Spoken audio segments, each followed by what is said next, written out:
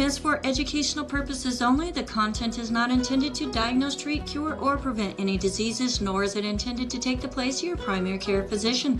The statements in this program have not been evaluated by the FDA. Testimonials are shared as individual experiences of the individual. Results vary and may not be typical. We do not make any claims regarding health or income. As an empowered individual, you do have options available. We are honored to continue to share the teachings of a founding father of the science of epigenetics, Dr. Joel Wallach, Bachelor of Science in Plant and Soil Sciences, Doctor of Veterinary Medicine, 4 postdoctorates in pathology, naturopathic doctor.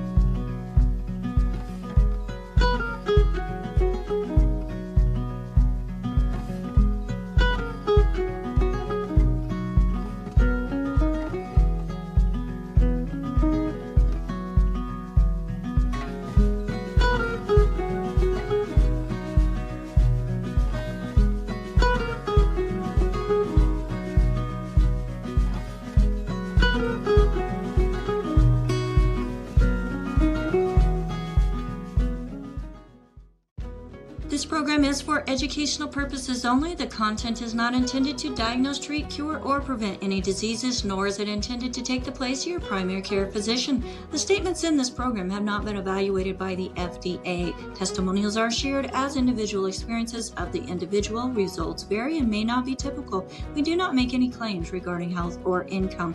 As an empowered individual, you do have options available. We are honored to continue to share the teachings of Hello, everybody. Let's go ahead and wake up the waiting group. No, let's just let them in as they are already awake. Hello. Welcome to Daily with Doc and Becca.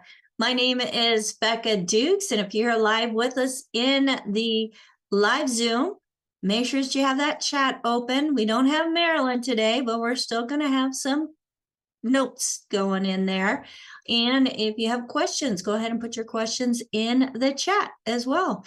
For those of you who are watching us out on any of the different platforms, make sure that you like and share, send us some love, and subscribe to our channel. Also, type in there where you are joining us from. We want to know.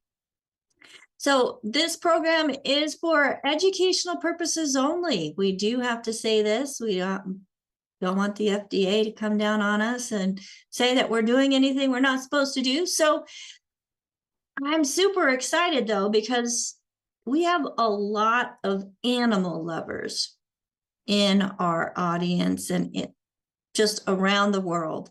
And I can't think of anybody better. No, there's Dr. Wallach, and then there's Dr. Judy. So I'm super excited to have Dr. Judy with us today, because we're going to be stepping into a fascinating conversation that begins with the world of horses, but may challenge how we think about human health as well. So joining us today, we do have Dr. Judy Reynolds, PhD. She's an educator, she's a researcher, she's a nutrition expert, and someone who has spent years connecting dots between science, feeding strategies, and whole body function. Dr. Reynolds is a graduate of Texas A&M and has taught science at the college level, helping students understand complex biological systems in practical and meaningful ways. Her work has also included formulating horse feeds and developing feeding and nutrition programs, including working with ADN, giving her a unique perspective at the intersection of research, nutrition, and real-world application. Well, today she's going to be sharing some of her very own research into hyperkalemic periodic paralysis, or HPP, a condition seen in horses that can appear almost mysterious in nature, where muscle function changes, episodes occur unexpectedly, and severe cases can be life-threatening. Dr. Reynolds is also going to explore the human side of this conversation, looking at nutritional deficiencies, everything that comes with it, and questions around how nutrition may influence function and the resiliency of the body. So, Dr. Judy, thank you so much for joining us today. I am super excited as this is some of your very own research, hands-on, in the moment that you have done, and I am excited to be able to share it with our whole audience around the world. And I'm especially excited when you get to how it relates to some things that go on in the human world too. So thank you so much. I know you've got an amazing presentation put together, so I'm just going to turn it over to you if that's okay. That is awesome, Becca. Thank you so much for the invitation. I love being here. And this is a special one for me because, like you said, this is my research. When you do a PhD, which is, basically that means you're studying, but you also have to do research and you have to defend your research and all that. Just a quick comment on who gets called a doctor and who basically doesn't get called a doctor out there in the world. So two main groups of people, we are officially called doctor. In other words, you say doctor and then your name. Number one, the medical doctors, which we know, MD, those are medical doctors. And then there are PhDs. That's called a doctor of philosophy. And PhDs do two main things. They do research and they educate people. But they're also called a doctor because they had to go through a research project. They had to defend it, not just do things that you can do with learning, taking courses, things like a master's degree and things like that. You can do that way. The other kinds of people that basically have a doctorate would be your lawyers. They're a JD, a Juris Doctorate, but they don't call themselves doctors. And then there are people like EDDs, education doctors. In other words, if you're in education, say you teach high school or something, and if you keep teaching for years, every year you have to get continuing education credits. And if you're smart, you're going to group those. And eventually, if you're a teacher, you will get a master's degree as a teacher. You'll get a master of education. And then if you keep doing that for a long period of time, you can get a master or a doctor of education, which is an EDD. And those people are not supposed to call themselves doctor. They're a doctor of education, but as we all know, recently there have been people that have done that, and it's just kind of confusing. But for whatever that's worth, I just thought I would throw it out there. So what I'm going to do today is this is basically a mystery. I talked about epigenetics last time, and that's basically when things happen to the genes or to the process of going from genes to proteins and building our bodies. And then we have this problem and we're trying to solve it. And can we use diet or not?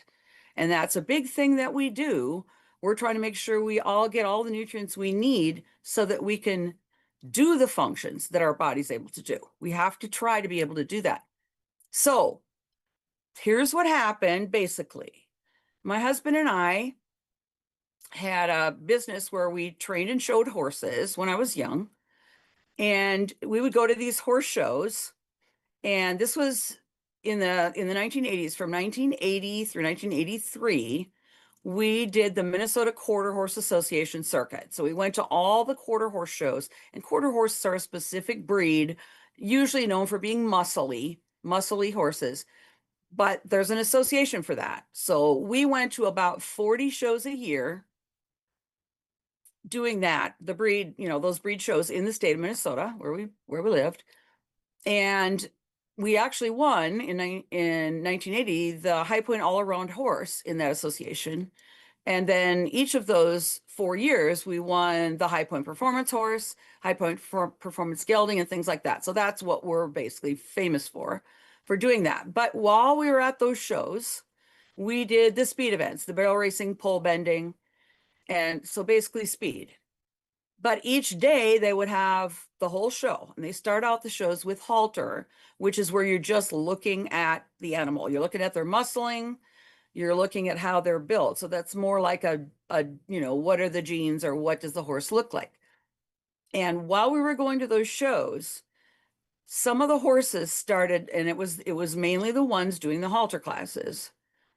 They would have this weird shaking that they call fasciculations, and they would have to call the vets out, and they would be, trying to deal with this. And this went on for years, probably 10 or more years.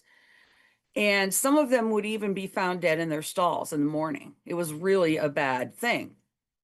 So at the time that I was doing my PhD research at Texas A&M, which was later, it was 1990. I was down there from 90 through 95.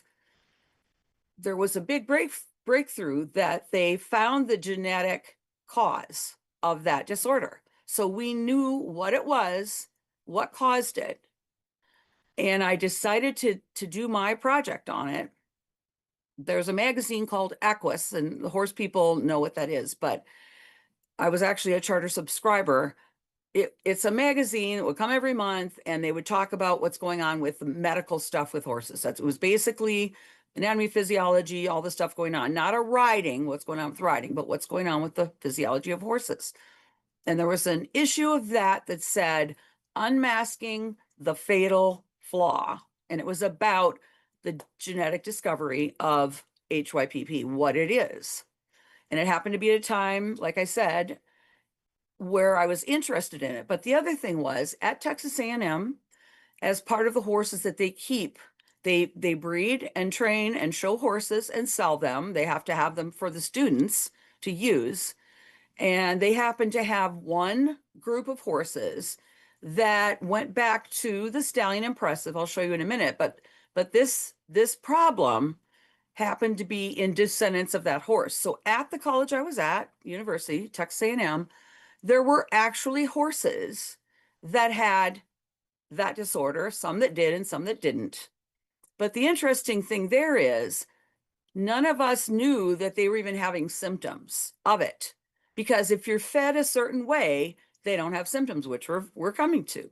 So, it becomes kind of a fascinating thing. But in order to sell, I believe it was the 2-year-olds or something, from that 1 year, they started having rules. Once they figured out what it was, and if you're going to send a horse to sale, you have to test it and make sure that it doesn't have it, or if it does. So those horses were all put up for sale, and they were all tested. And they were shocked at Texas A&M to find out that roughly half of those horses had it, which is statistically what you would get, about half. And so I'm going, wow, perfect. And I planned and put this whole project together. So I'm gonna go ahead and start out and do some definitions. But key things that we're doing as we're trying to solve this mystery, again, we found out the genetics. So we're going to look at the genetics, we're going to look at the physiology. It has to do with muscle cell membranes, thus the muscle, the fasciculations and things. It also has to do with the heart, the functioning of the heart, and it's the electrical conduction system. So we're going to look at some of those EEGs and those kinds of things. We're going to look at both human and horse versions. And then we're going to go through how the project was designed, what the results were, and how the basic mystery was solved and how we can now feed them. So again, this is a mystery, but it covers all kinds of disciplines and all kinds of things that I think are interesting. And so that's the payoff here, is that it's the process. We're going to go through the process. All right. So here we go. Okay, so again, it's called hyperkalemic periodic paralysis, and we'll define it. First thing, it's always nice to define things. Okay, so hyper is from the Greek, meaning hooper, meaning above or excessive, too much. Kalemic is the Latin. Kalium is potassium in Latin. Periodic means repeated cycles. Sometimes it's happening, sometimes it's not, going in cycles. And paralysis, inability to move. Okay, so that's why it was named. They used the symptoms, and that's how it was named. But it's got a bunch of other names too. Remember, everything gets named more than once, so we'll see those in a second here. So just to introduce it, we know that it's codominantly inherited. What that means is that a horse can have symptoms when they have only one. We're looking at the whole thing where you get one gene from the mother, one from the father. And if they only have one, they'll have a certain set of problems. But if they have both, they have even more. So it's not just if it's a recessive type thing instead, then the ones that have one copy don't have any symptoms. You don't even know they're sick, but they carry it. Okay, so that's not what this is. This is dominant. So we knew that. We know it affects muscle function.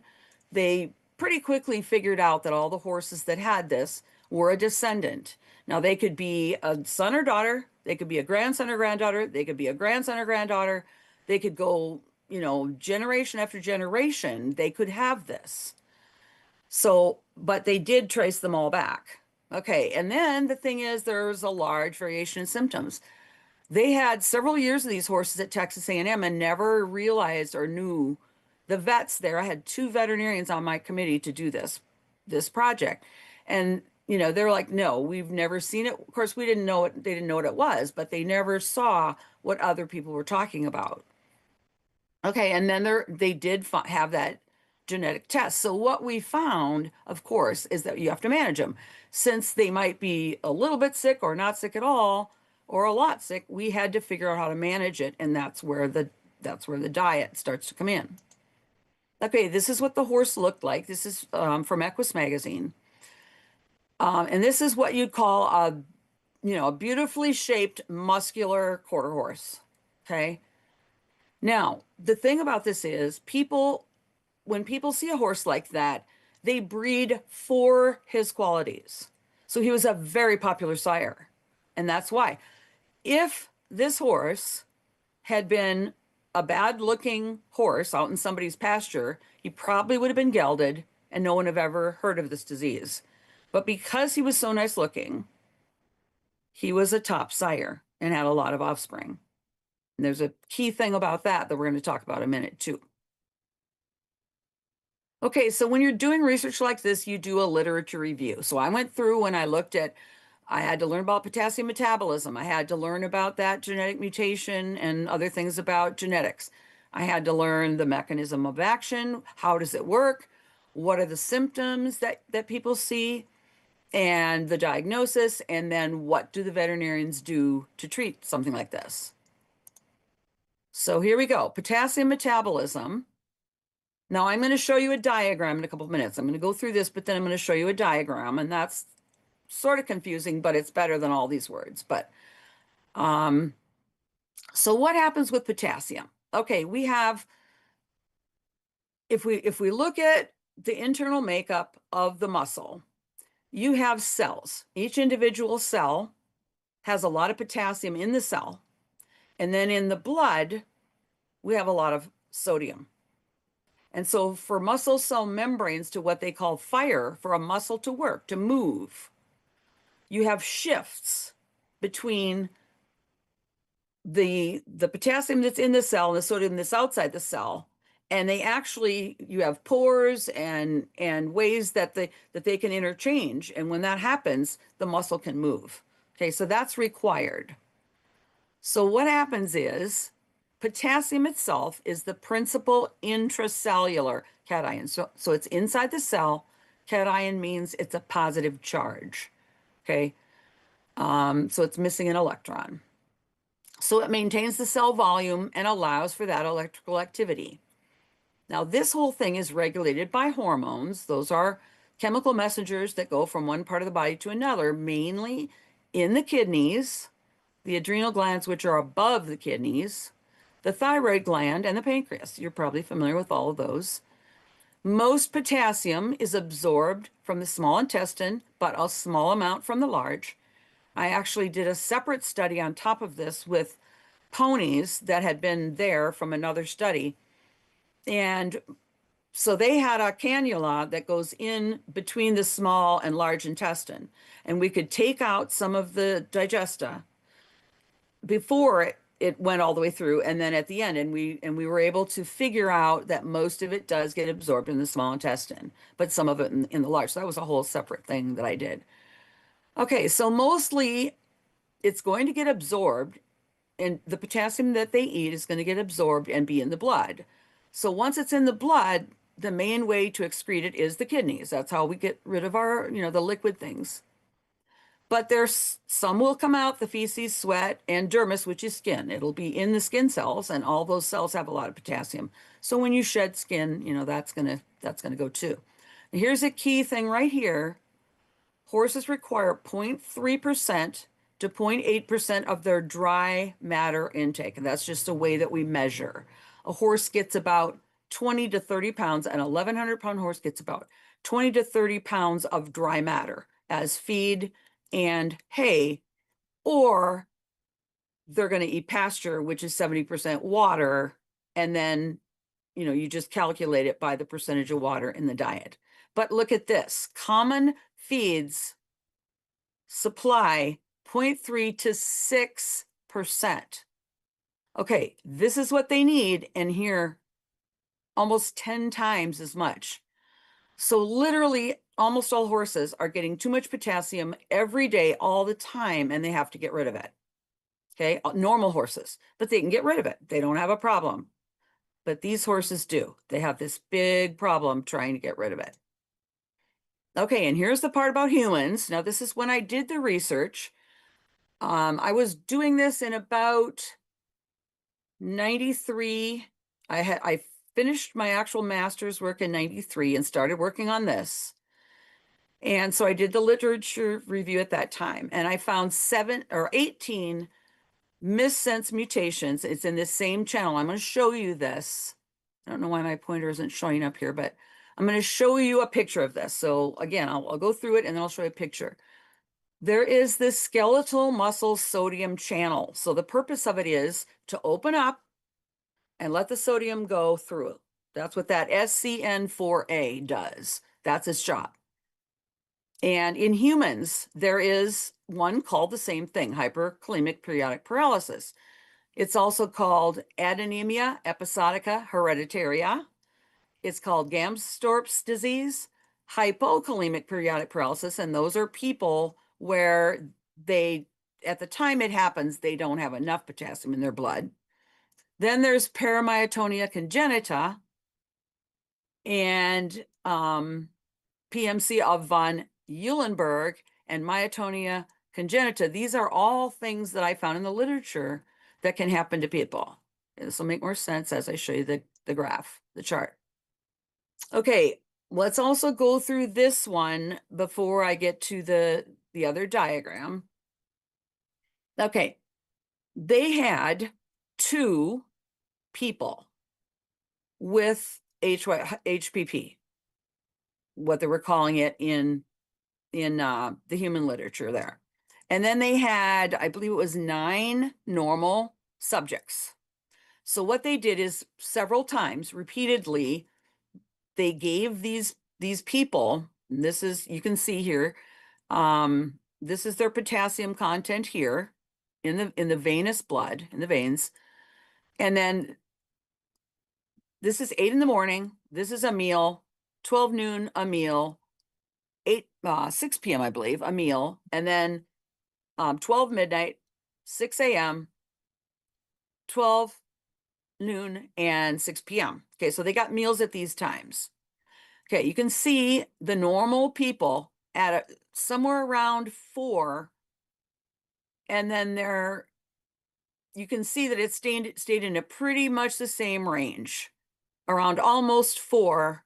And the normal range, people say, is 3.5 to 4.5 is supposed to be the normal range of potassium.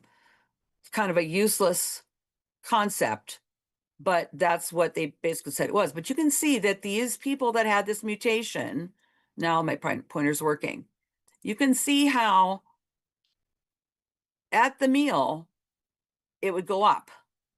And it went up to 5. This one went up to 5.25 or something like that.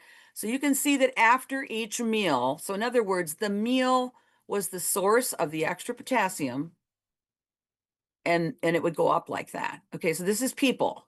That was humans. Okay, so now how do these two compare, the horses and the people? Okay, the human HYPP is similar to one human mutation. So it's basically the same mutation. The other ones are close, but not in the same place on the sodium channel. Again, I'll show you that in a minute.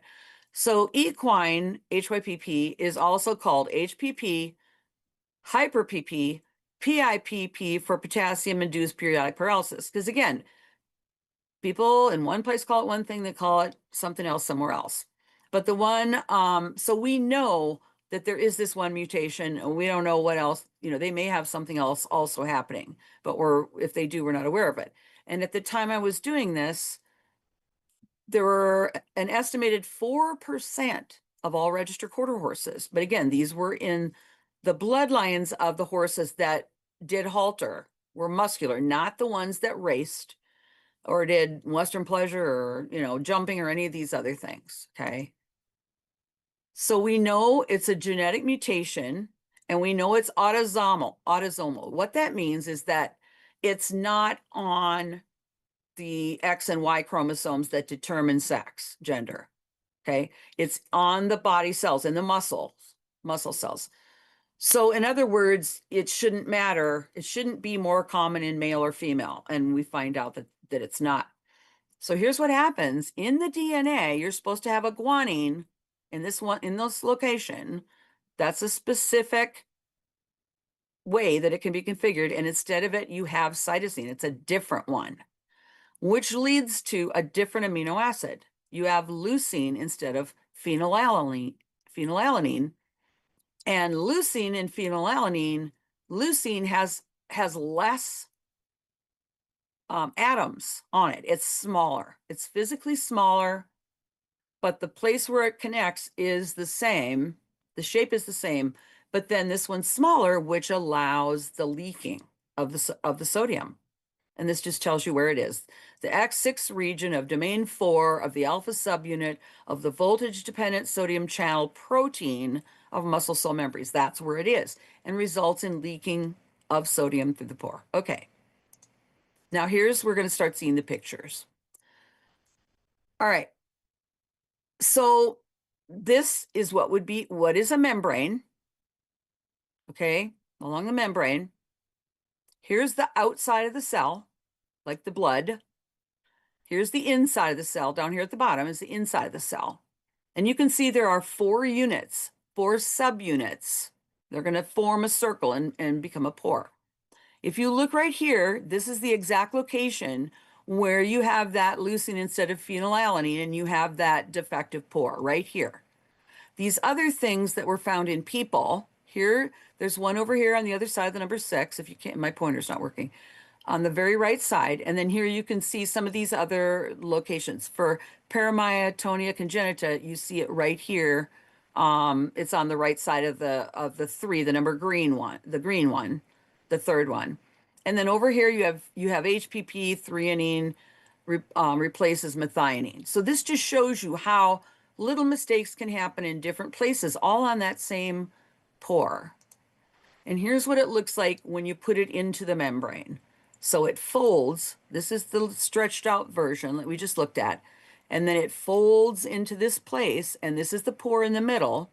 And this is what it looks like floating in the cell membrane. So that's what we're looking at inside the muscle cell. Okay, kind of cool, especially if you like to color things, if you like to make drawings and color them. Okay, I'm just going to quickly do this because it's not terribly relevant, but they looked, in order to find out how many of these horses there were, they took samples from 1992 to 96. They all traced to impressive, and they found 63% were normal, 36% were heterozygous. In other words, they had one defective and one normal gene, and then only 1% were homozygous. So they were doubles, okay? And then they also looked at stored samples, and they found 4% and 0% and 96%. So earlier on, not as many, but then we were getting more and more and more of these horses with the problem. So here comes the mechanism of action, which is also fun, but So there is extra potassium in the diet or from any reason, but it's usually diet. There are other ways you can get it too, but whenever the potassium goes up in the blood, doesn't matter why, potassium goes up in the blood, pressure, so you have two positive ions, and you're supposed to have sodium in the blood, you have too much potassium, and the sodium starts leaking through the muscle cell. And it's, people have gotten this wrong a lot trying to talk about it. It's not a potassium channel. It's too much potassium, but it's a sodium only channel. Okay. So it leaks through that. Then the muscles depolarize and fire again, because that's what they're supposed to do. So they'll start shaking. You'll see the symptoms. Then the potassium is going to leave the cell. Once the potassium comes in, then the body, it flips, depolarizes, and all of a sudden you're trying to get the potassium back in the cell and the sodium back out of the cell. You'll see a picture in a minute. And so then the increased extracellular potassium, and then the potassium is excreted by the kidneys, and then you have reuptake again. So it's trying to fix itself by putting these ions back where they belong. All right, hopefully the picture is easier to understand. All right, this is the wonderful creation of this.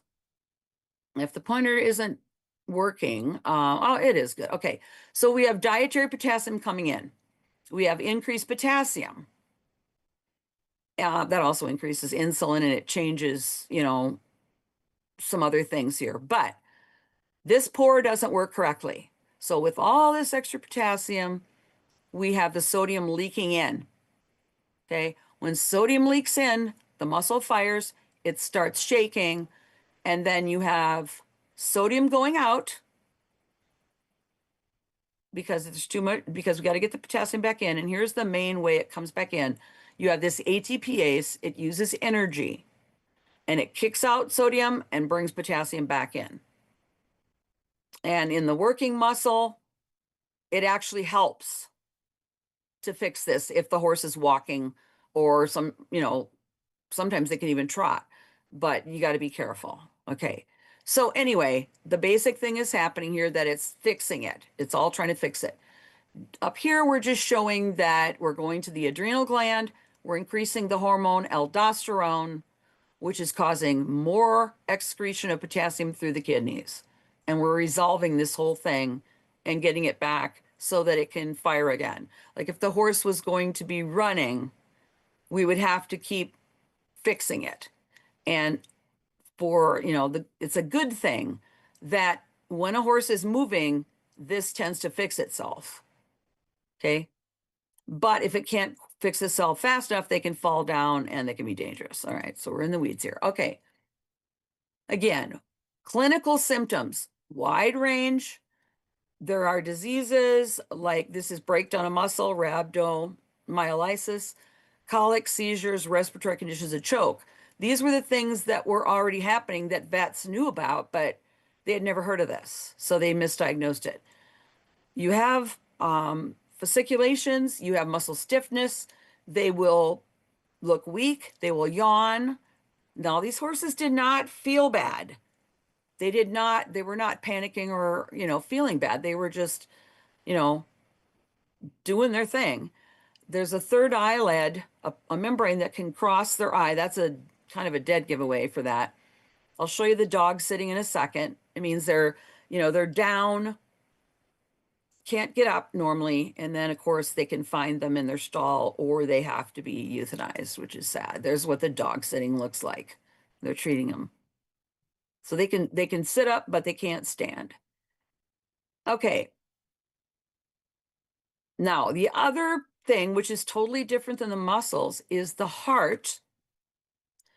And again, like I said, it's the electrical conduction system of the heart that causes I'll show you what it looks like. Okay, here's an ECG, electrocardiogram. And let's see, these are horses.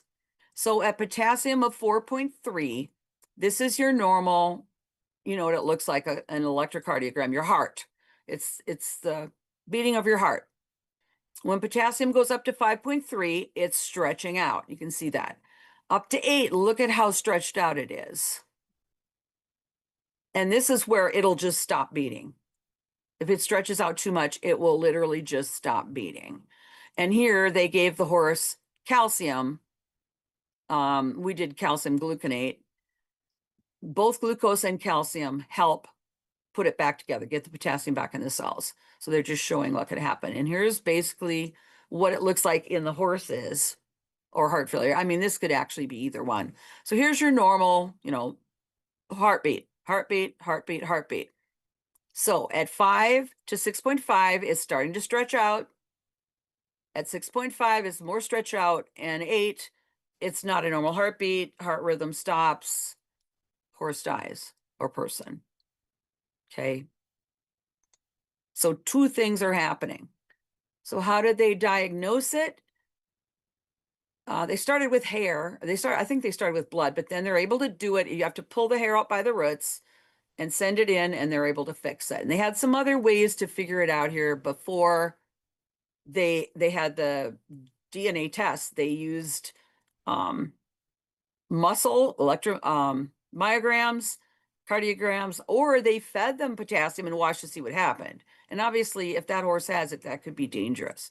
Now, here's the key takeaway right here. This is huge. They said if a horse had high potassium, then it had HYPP. But horses actually start having symptoms, in my research, at about 3.79, which is right in the middle of normal potassium. So if you're trying to diagnose with high potassium, you're going to miss virtually every one of these horses. I'll show you how in a minute. How are we doing for time? Okay. So we know that we have to do dietary management. That's something that I ended up proving. But before that, you don't want them in a stall. You want them to move around. They were actually feeding a diuretic, which causes them to urinate more, called acetazolamide. And they would put them on these horses on them all the time. And it did work. It helped. If they're having an episode, calcium carbonate. Now, again, these things work for people too. There's similar problems in a very few people. Okay, so before you do research, you don't know the history, you have symptoms in progress, and you don't know anything else about that horse. So you can use that to develop a research hypothesis. And when you do the research, you know the history and you use it to design the research. You monitor before, during, and after the symptoms. You control other variables, and that's big. You can't do a nutrition study if you don't control the exercise. Okay, right. All right. So the objectives: document and quantify HYPP episodes in the positive and negative horses. I used varying concentrations of potassium, 3 different concentrations, and we couldn't exercise them. No forced exercise. They lived in groups of 2 in small pens. Stopped. Okay, I don't know what to do about that. I guess you guys have to start the recording.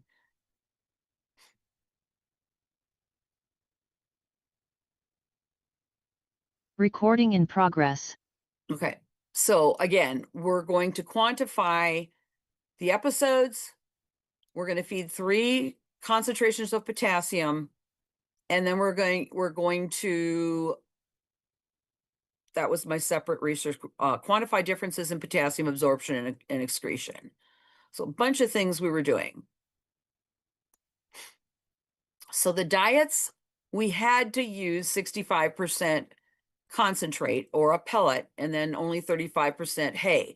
Normally a horse would be fed about 90% hay and 10% concentrate. But in order to get the potassium in, we had to use a potassium source. So what we did is we fed them 2 meals a day, very, timed exactly. And we fed them at 12-hour intervals, exactly 12 hours apart. We formulated using the NRC minimum for maintenance. We made sure we met all their nutrient needs. So we had 3 concentrations. We had diet A with no added potassium, and it had 1.1% potassium. The idea was for it to be 1, 2, and 3. And then when we actually analyzed it at the end, it was 1.1, 1.9, and 2.9 is what they ended up to be. And these are color coded. So we used 12 mature quarter horse broodmares, descendants of impressive, DNA tested to be HN or normal. We randomly assigned 2 of each into 3 groups. And of course, we did all their routine health maintenance. So this was the Latin square. So on the first group, got diet C, and then diet B, and then diet A. In the first group, period 1, group 1 got diet C, group 2 got diet A, and group 3 got diet B. And again, 1.1, 2, I put 2 and 3, but it's, So for each part of the Latin square, we spent 7 days getting them used to the diet. Then we drew their blood for potassium concentration. And this whole time we were observing them. We had notebooks, we had people watching. I had students watching the horses and making notes of if they were having any fasciculations or any issues with their muscles. And then we drew the blood again at day 21. Okay, so day 8 and day 21, we drew blood and we compared the blood from the beginning to the end. This again was a different project that I used the ponies for, and we found that 98% of the potassium was absorbed before the hindgut. So in the stomach and small intestine, very absorbable. This is different than it would be in nature because we added potassium citrate, which is, it's easy to absorb. So if the potassium was in the hay, it would be harder to absorb. So obviously this is a research thing that we found out.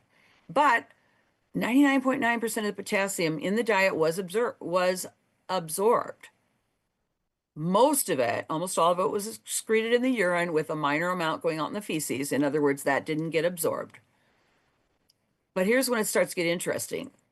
More was retained from diet B than diet A or C, and there was no difference by HYPP status. So as we fed these diets, the way they were able to absorb, digest, utilize, and get rid of the potassium was the same with the HYPP and the normal horses. So this is kind of fascinating. Okay, this will be easier when I show you the diagrams. Okay, we saw a pattern after meal, postprandial, in plasma potassium from diets B and C.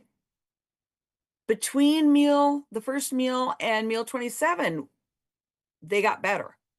They adjusted to the extra potassium and got better at getting rid of it. Another fascinating thing.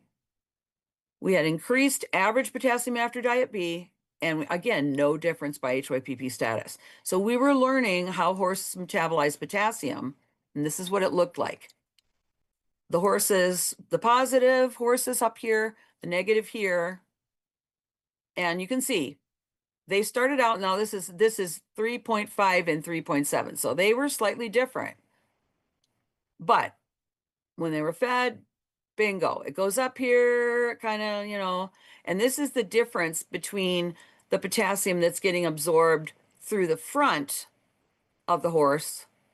Remember? The citrate, the potassium citrate, that's like if you ate salt versus if you got salt out of the food you're eating. Okay, so that's why I think we got this little dip here. Okay, now here's the fun part by diet. So all the horses were put back together, the HYPP positive and negative, all put back together. So on diet A,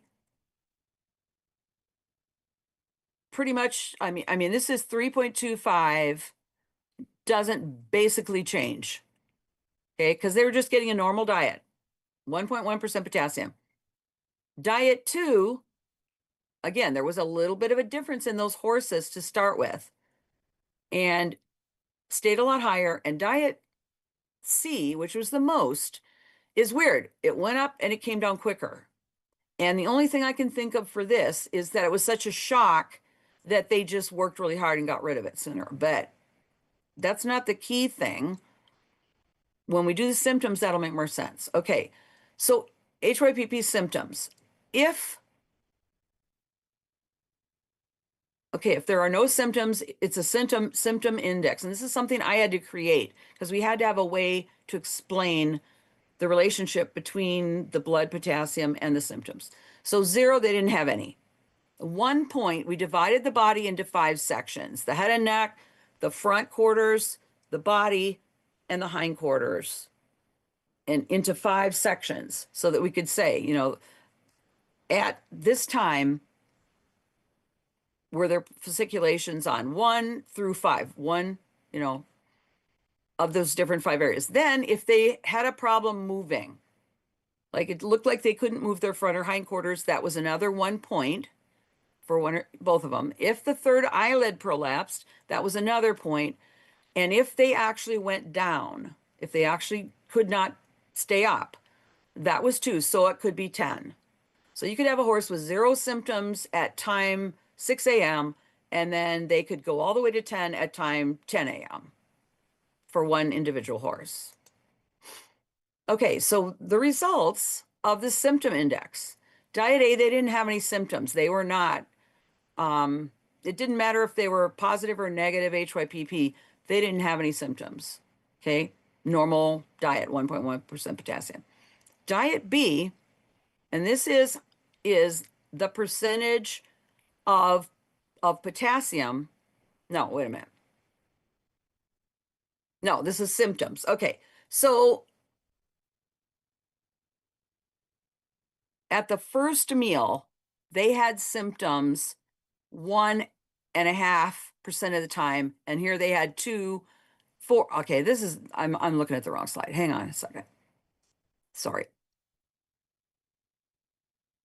Symptoms. Okay, right. The symptom index is one part of the body. It goes from 1 to 10. So we had a 1.59 here, and then we had a 1 over here, right? So 0. These would be zeros.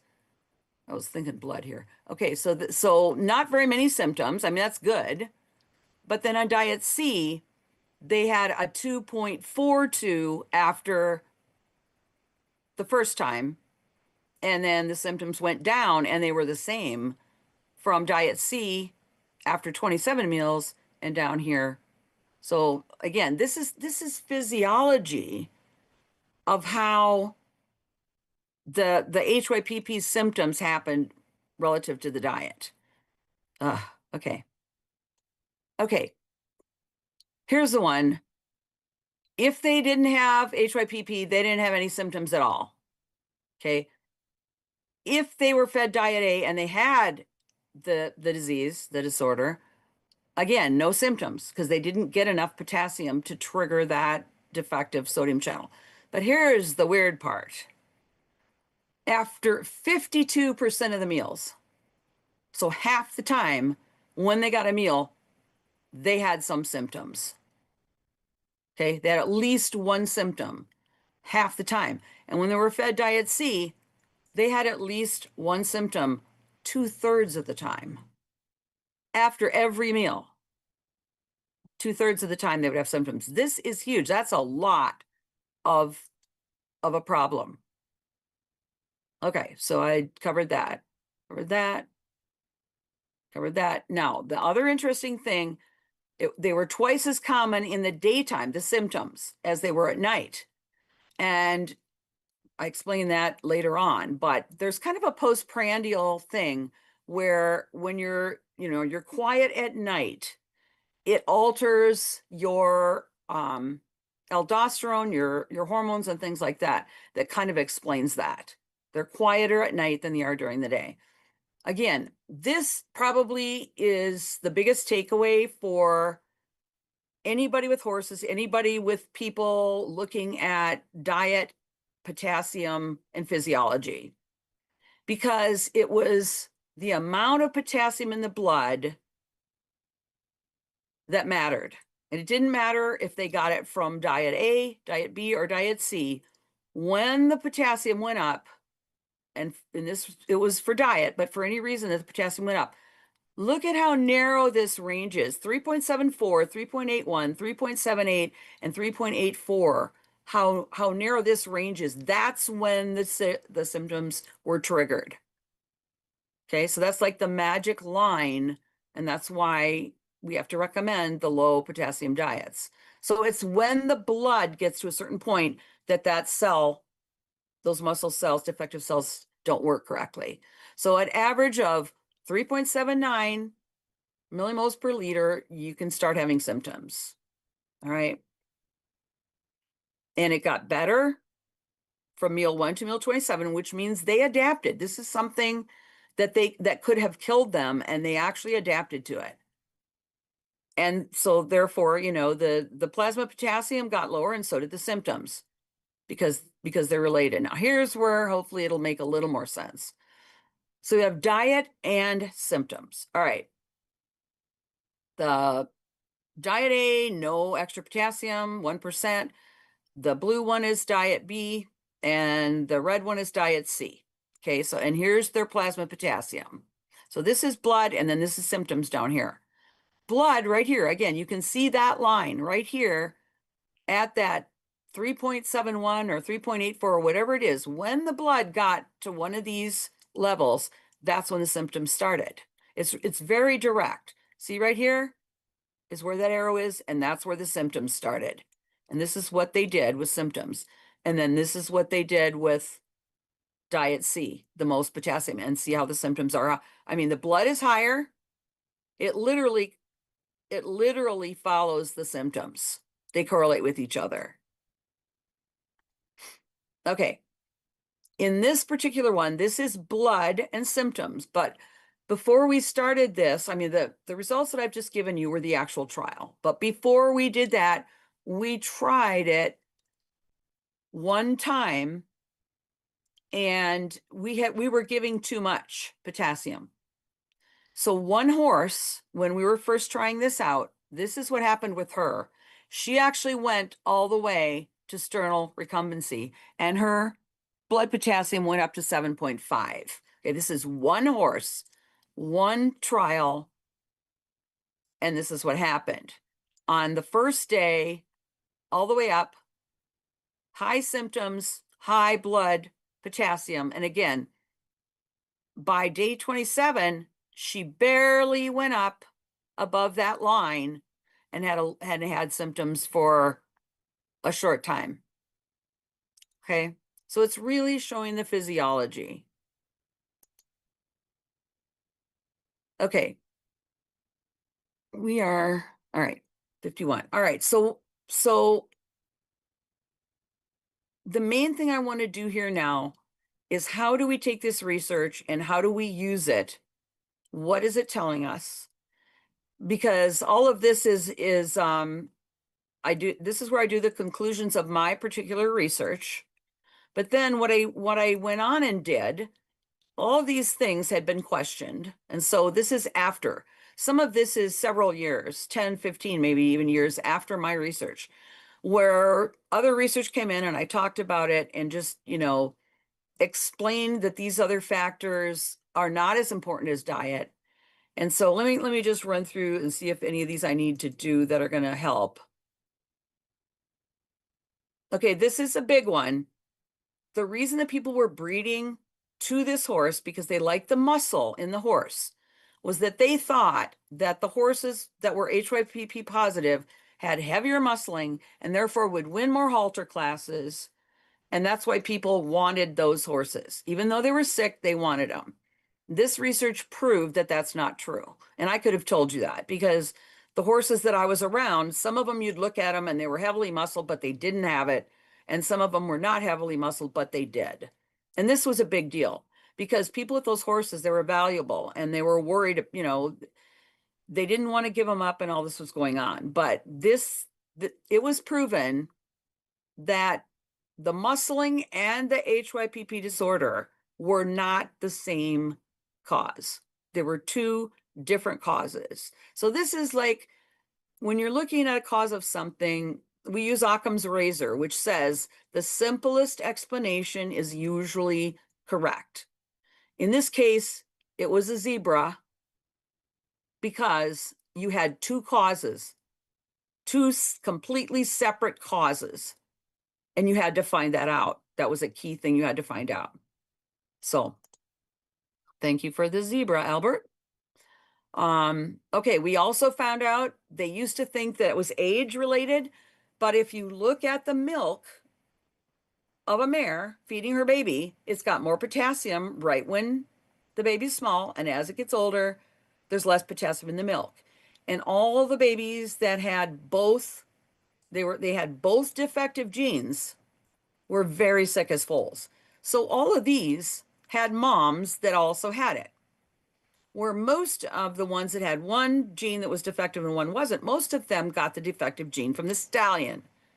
So the mare's milk was not affecting them the same way. Okay. They had one good gene, one not, but they didn't, the mare's milk, her physiology wasn't affecting it. It was just a baby. All right. Again, not dependent. They thought at the beginning that it was the males would get it, but no, it's autosomal. Doesn't affect it. That isn't affected. Again, some of these things, day versus night, a circadian pattern of potassium excretion has been reported in humans. So there will be differences. Like I said, I did talk about that. The animals that had both of these were very sick. I didn't have any of these. But again, if they were really sick as a foal, they may not have made it. So the fact that it was the blood itself, the amount of potassium in the blood for these horses that had the mutation is important. The fact that they were able to adjust, okay? Those were important things about it. And exercise, only a non-exercising muscle can have HYPP symptoms because every time the muscle fires to work, it starts the whole thing over. So only if it is sitting there. And that's why you have to control the exercise. Right? And again, that's my theory. I think I'm just going to, there were other things at the beginning. They thought that the stress of weaning, transport, surgery, anesthesia, all these things. And by the way, those horses do have a very bad reaction to anesthesia. Because again, it changes the physiology. So we keep the diet below 1.1% potassium, or we let them graze, because all the potassium that they eat in the grass is 70, 80% water, and it spreads the potassium out. Okay. All right. I don't think there's anything else on here that's going to be super relevant now. Oh, what happened with the breed associations? Okay. All breed associations for cats, dogs, horses, everything, they have certain rules. If they classify something as a genetic defect, they want to breed it out of the population. For instance, with horses, there's always been, you cannot register horses that have what's called a parrot mouth. Parrot mouth means I don't know if I can do it with my hand here in front of me, but it means that if the upper teeth are way sticking out in front, like if your upper jaw is sticking out and your lower jaw is low, those horses have that defect and they can't eat normally. They're not going to survive. So that you cannot register your horse if it has that. And there are a whole bunch of other ones. If they only have one testicle descended, that's a trait they don't want. So there were always these traits. So in 1992, they started noting it. You had to get your horse tested for registration. And then they started this mandatory testing, but you had to have it on the registration certificate. So if a person bought this horse, they would not be, unaware of a genetic defect that horse had. As of 2007, they would not register the HH horses, but then people, again, they liked the muscle, so they were still breeding the other ones. And they stopped registering all of these horses, the NH horses, probably 10, 12 years ago. I don't remember exactly when, but the different breed associations did different things. So again, an association, a breeder of horses, dogs, cats, cows, anything. It's the ethics within that organization that's going to decide whether they're allowing things like this to keep going on. I mean, we have the animals, we take care of the ones we have, we do the best we can, but we don't perpetuate a problem that they can't live normally is basically what this is about. Oh, I do want to say this just real quickly. These are different genetic mutations in horses that horse people have to deal with. HYPP is in the sodium channel, glycogen storage, polysaccharide storage, myopathy. They have to have a low starch ration. RER, recurrent exertional rhabdomyolysis, another one, muscles get broken down. They have to have a low starch diet. Bone formation, developmental orthopedic disease, they have to have low starch or low glycemic index rations. There is a low amylase. They don't have the enzyme to break down amylase, which can result in founder. You can give them enzymes or a low starch ration. Horses with a lot of weight markings, they can have photosensitive problems, and you don't feed them all-site clover. So again, there are a lot of things out there. I just got to show you those are my, and they're not HYPP. I never owned HYPP horses because I knew what the problem was. Okay. Questions?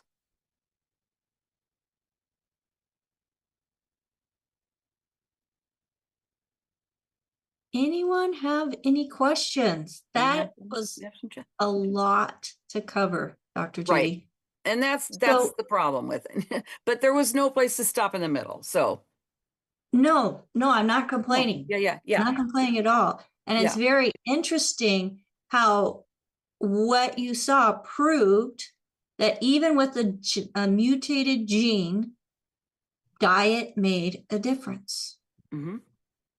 And then it was also very interesting, and that's probably why in the name it says periodic, is the time of day made a difference. Mm-hmm. So very interesting. So now the question is, and Kathy has put this question up, and this is a question that I was going to ask as well, is how does this translate to human needs for potassium? Okay. First of all, I was comparing normal horses with it, normal as far as that sodium channel is concerned, with horses with this disorder. So I have never met anyone with this, any human being with this problem. I've researched it, but I've never met a human with it. And we're unlikely to meet humans that have this. So we're going to throw away if there is a human that actually has this, then they have to very carefully control what they eat and not get too much potassium, just like a horse would. But here's the difference between horses and people. The main diet of a horse is hay, forage, pasture. And they all have somewhere around 1% to 2% and even up to 3% potassium in their normal food. The diets that people eat, we tend to eat too much salt if we eat heavily salted snacks and all those kinds of things.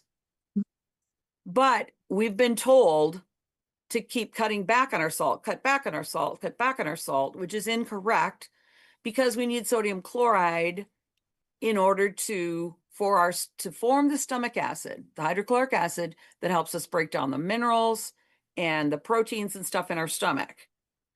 So your average person doesn't get enough potassium if they don't eat a lot of vegetables.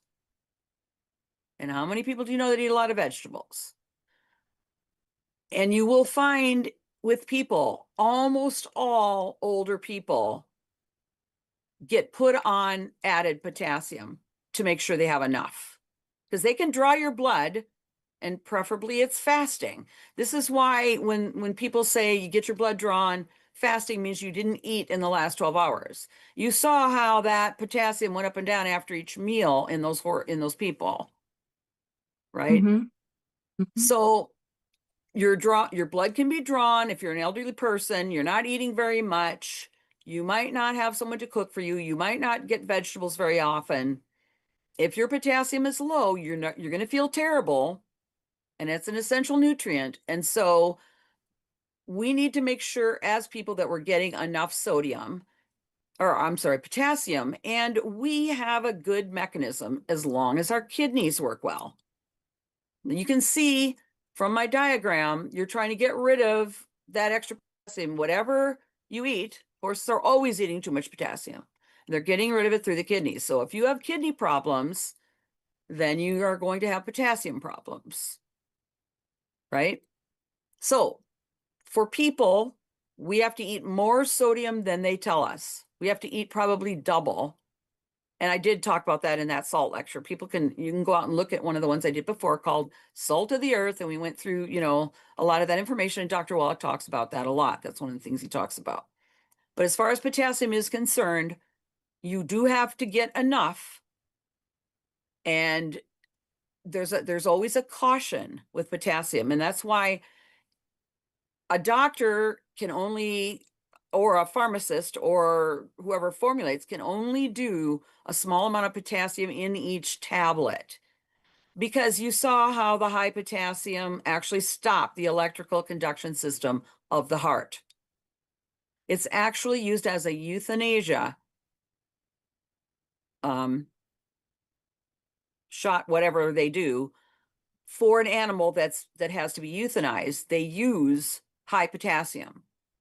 So you have to be very careful with it. It's not something you just go around and add too much or mess around with it.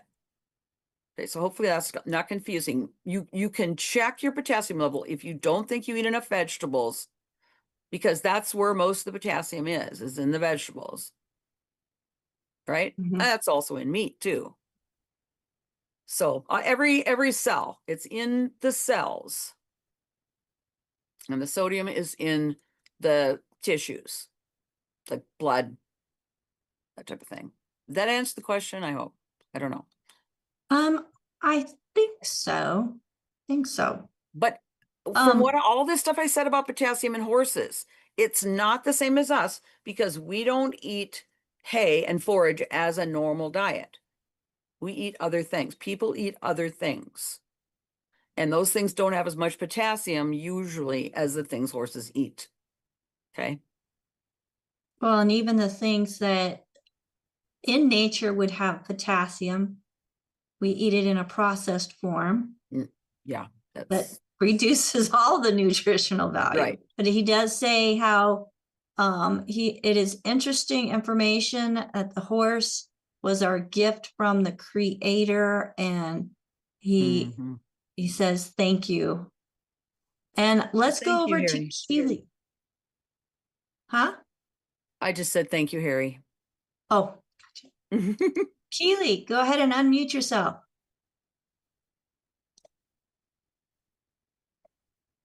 Hi, Dr. Judy. How are you today? Hi, Keely. I'm great. How are you? Oh, fantastic.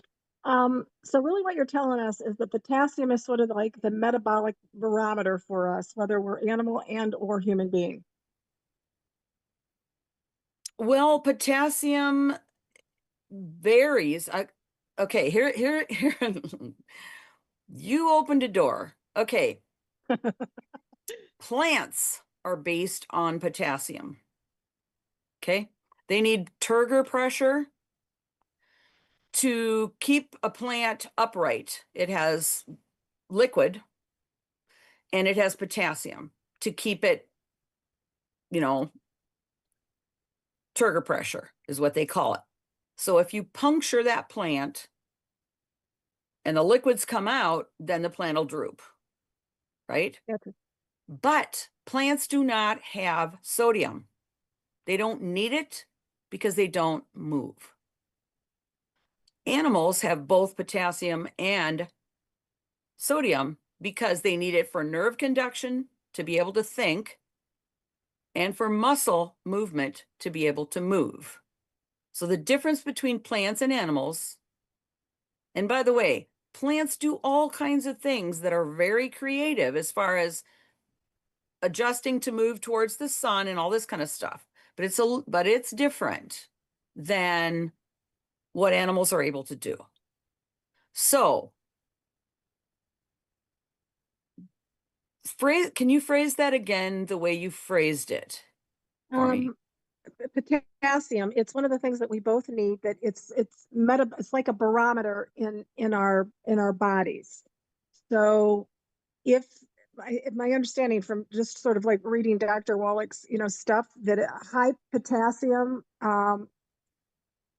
it says that something is off in the metabolic part of the cell. I think is what he said, that if the potassium is too high, that there is something wrong with the metabolism of that cell. I think maybe that was the statement that was made. Okay, And where was he measuring when he said that?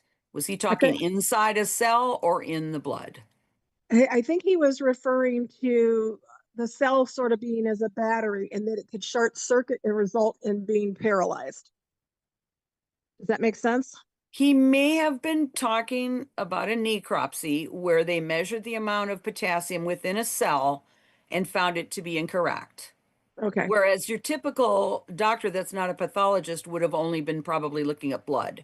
They would have been less likely to be looking at tissue. But since he looked at tissue, yeah, I mean, but again, I think the way, first of all, both of those ions are required with water in certain and very specific amounts to keep the right amount of pressure happening within the cells. So we all know that if you drank too much salt water, your cells would explode and you'd die, because wherever there's sodium, the water's trying to come in to balance it out. Gotcha. So the whole concept of sodium and potassium is that you only need one in plants because they're not doing the same things that our nerves and muscles are doing. But for us, for the animals, we need both. But here's a fascinating thing, and I looked this up a while ago because I wanted to find out. And I went through Dr. Albrecht's books, who Dr. Wallach learned from. And I did find it in the literature that it said that if plants are deficient in potassium, they can use sodium. So you can have a plant out somewhere where there isn't enough potassium, but there's a lot of sodium, and those plants are able to utilize that. I thought that was fascinating myself. But anyway, so again, the ions have to do with water movement, making sure you have the right amount of water and electrolytes, mainly sodium, potassium, and you got magnesium, and you got calcium ionized and all that kind of stuff. But yeah, I mean, I'll take it. I'll take it. I mean, I think that's probably what he was talking about, is when he'd done pathology on Gotcha. tissues. The other thing I was sort of fascinated with, you were talking about the cause and the correlation, of potassium. When you talked about the babies, the horses, the breastfed, how they had the higher potassium and then it reduced, over those months. Yep. It sort of speaks to sort of how important breastfeeding our children would be in maintaining some of those balances in their bodies as well. And then Exactly. and the other question was, I was really sort of fascinated when you were talking about sort of the muscles, and that particular correlation. What I'm wondering is, so given all the science that has been done on these animals, how do you compare that muscle thing to people who are like weight lifters, or who have a bigger muscle mass that is normal, recognizing what those balances or imbalances would have to be in order to sustain their bodies? That is a great question. When you first start talking about muscle, there are different muscle fiber types. So you have people that are lean, that seem to be lean, and they do long distance running and things like that. You have horses, again, built that way too, for endurance. And then you also have these very muscular power builder, like that horse impressive in the horse world. They actually have completely different muscle fiber types. So you cannot necessarily you can improve the shape, size, and strength of any muscle or muscle cell, but it's within certain limits, and the genetic limits are the muscle fiber type. But so when you think about, if you go and talk to someone who is a bodybuilder, an extreme bodybuilder, you would not believe the amount of food that they ingest in order to keep those bodies the way they are. Yeah. Eggs and Among tuna them. fish. Yeah, I mean, and also, well, so do the endurance people. But I mean, it's the more work the body does, the more nutrients the body needs. And one of the things I want to talk about at some point, because it's so important, is the whole, and Dr. Wallach has an audio tape on this that's wonderful. Exercise without supplementation is suicide. And that's the name of it. It's one of his audio recordings. But it's the concept that we're all talking about. People want, if you want to be healthy, but you're not doing anything, if you're a library type person like I am, and I can't do a lot of exercise because I have so much metal in my neck and my back. I mean, I literally have limits on how much quote exercise I could do. However, I still take care of all the animals. I still move around. I do very well. And I was, I'm lucky I'm not in a wheelchair, which it was predicted I would be in a wheelchair, probably unable to move by now. And I'm not. So again, that's from feeding all the parts of the body. But the more exercise you do, the more nutrients you need to maintain that. And it's fascinating that people don't understand that concept. Jim Fixx, Dr. Wallach has talked about a lot of these people. There were exercise people that they wanted to prove their point so badly that they refused to take any supplements because they wanted to prove that they didn't need supplements, and they died very young. One of them died running. I think it was Jim Fixx. This is all stuff in Dr. Wallach's things. Right. I've also listened to a couple of other people who talk about this kind of thing. But, again, if you look at some of the earlier people who did a lot of extreme exercise and sports and things, if they weren't figuring out how to supplement, then they were having a bad outcome. So the amount of exercise relates to the amount of nutrients you need. And in all these species, all the exercise physiology, all the charts, when we figure out the nutrient requirements, it's always separated by workload. And with horses, you have a horse that's growing and racing. They start racing these horses very young. That's another, it's an ethical thing. They do it. They start training thoroughbreds at a year and a half. They start doing, certain events with quarter horses at 2. They do, they're running the quarter horse races right now with 2-year-olds. Wow. They do it. They win races. I mean, it's part of what they do. But maybe it'd be better to wait a little longer. That's part of my first research project which was with the young racehorses. We were looking at bone strength and, bone breaking and all that. So anyway. The reason I asked that question is I have several grandchildren that are full out athletes. I mean, literally, my granddaughter, as you know, we put together a protocol for her, and she runs a mile in 5 minutes and 24 seconds. So, which is almost unheard of. She beats the Division I college rate. So that's amazing. Recognizing that you have all, you feed the horses different things based on their muscle mass. How do we learn how to do that for young girls and boys that are actually growing, through puberty at the same time? And we carb load them. They're on all the plants. They're on all the plant-derived minerals on a total protocol. And then we increase them 2 to 3 times when they're actually in activity. But it would be really neat to have, sort of like what you've done with the animals, done for the people and kids especially. There is a lot of research out there. Okay, great. There is. It's out there on people, because the thing is, where will people spend research money?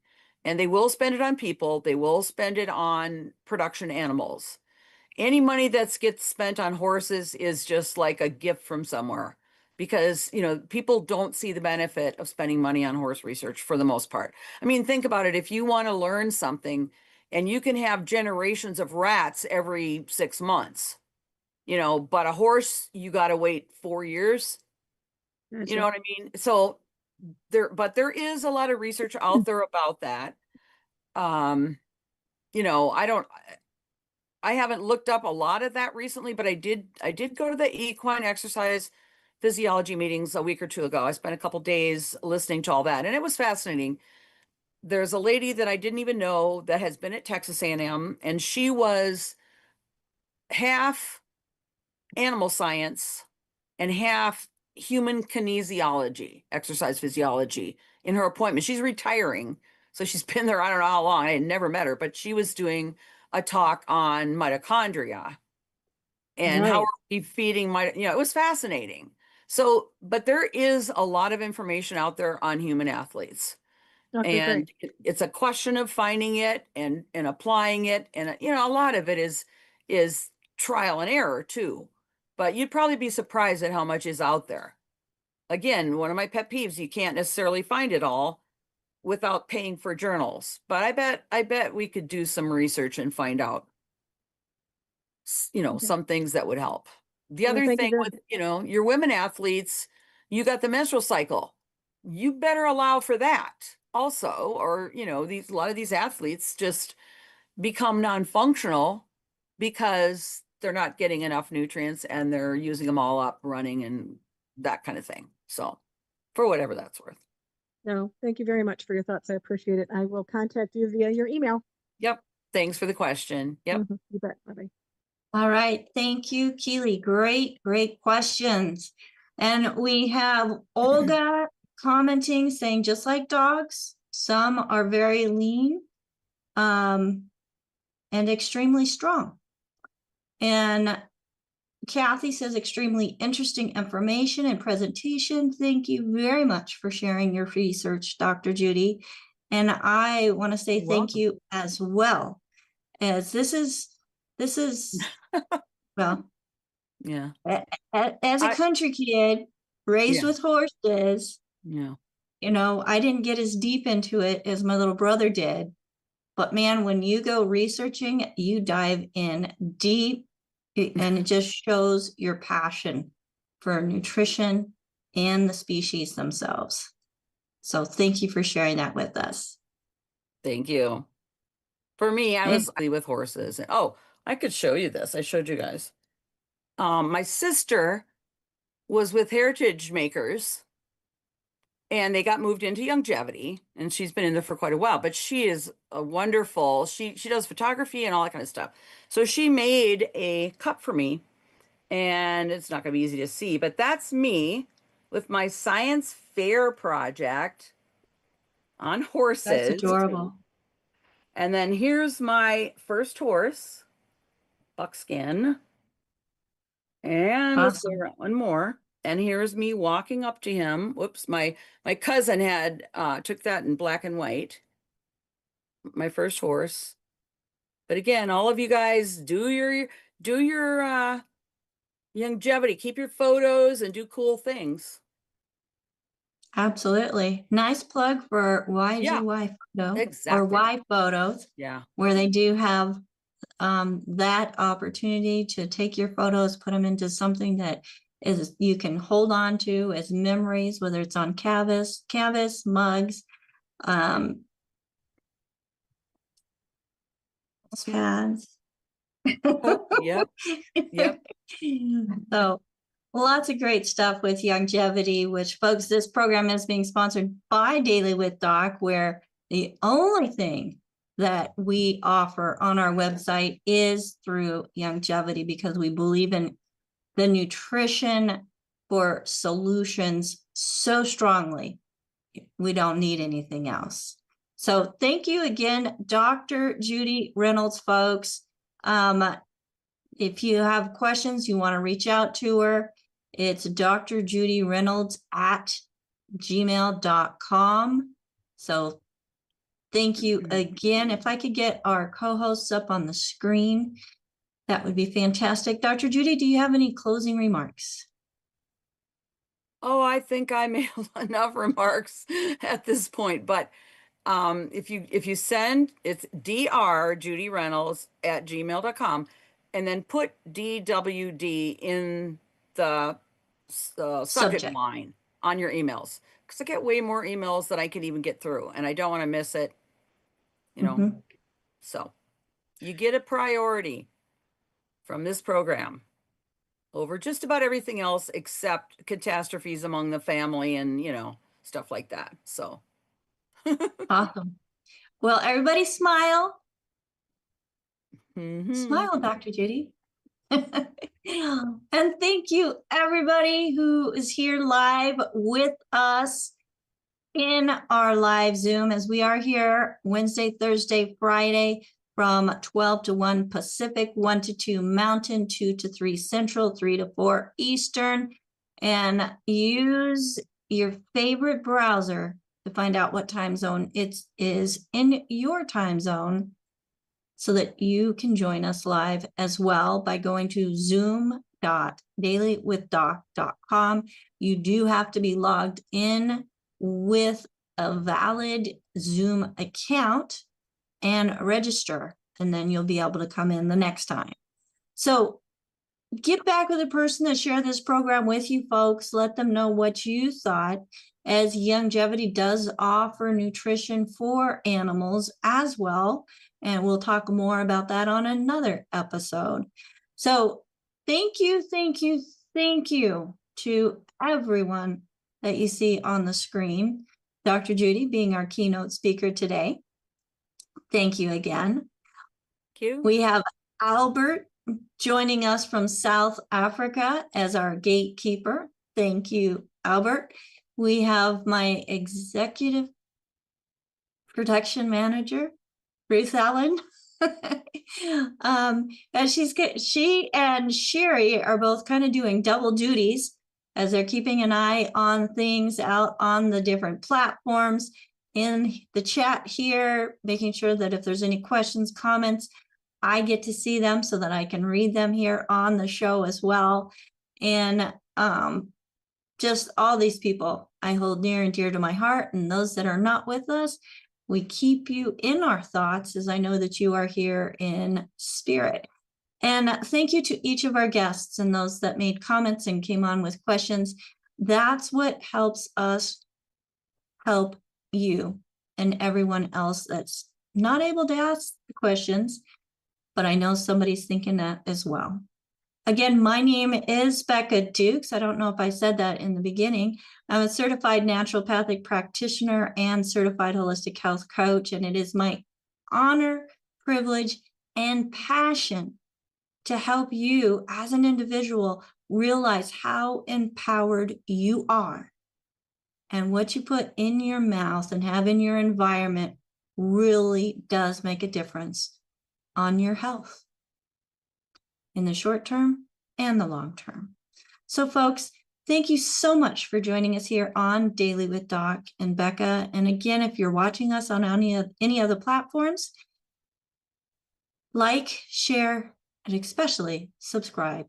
Let us know where you're joining us from. If you have any questions, you can always email, and this is in general, not necessarily directly to Dr. Judy, but you can still get those questions into us. We'll get them to Dr. Judy. And that's questions@dailywithdoc.com. Now, if you want to get with a certified holistic health coach, you're not working with somebody already, we do have a call team standing by at 855-949-3377. Again, that's 855-949-3377. So until tomorrow, when we have Pharmacist Ben back with us, have a wonderful day, and don't forget how empowered and special you are, divinely created, and the body can do amazing things when you give it what it needs. Bye for now.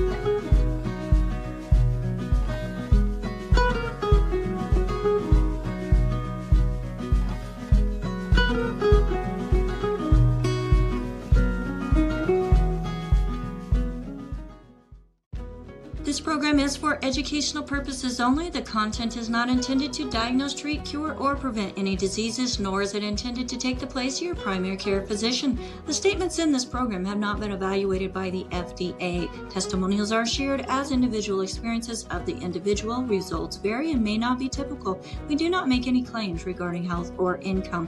As an empowered individual, you do have options available. We are honored to continue to share the teachings of a founding father of the science of epigenetics, Dr. Joel Wallach, Bachelor of Science in Plant and Soil Sciences, Doctor of Veterinary Medicine, 4 postdoctorates in Pathology, Naturopathic Doctor.